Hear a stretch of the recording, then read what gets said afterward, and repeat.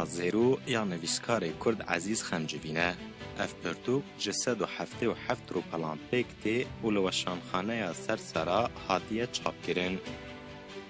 Zêro navê romanê ye û kesayetiya sereke di nava romanê de ye ku hemî bûyer û çîrok bi zimanê wê ji cihekî ta bi cihekî dîtir ve weke bîranîn têne ristin û vegotin.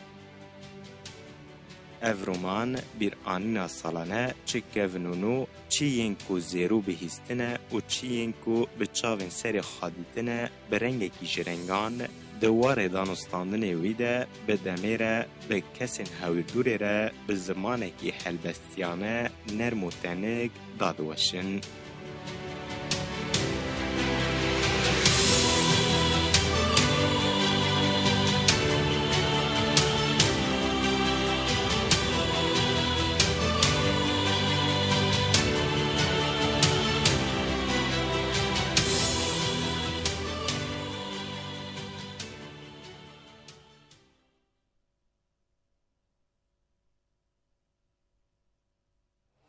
بله امل شباكو ما جهدار وتماشكر من باروكا في برتوكي ديت وما زاني بو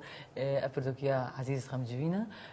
وتماشا بانا جي ازباورم بله شخوا برتوكا خوشي بناوي زيرو افكسايا گوتنی نوی تشتیم پر در باز بب آوایی که هلبستی چی دویجه خویای گله کی خوشه راست اما كل ملت كرد هلبست حمود تستيمد نوي ستيمد جانا ما جيش هلبست اري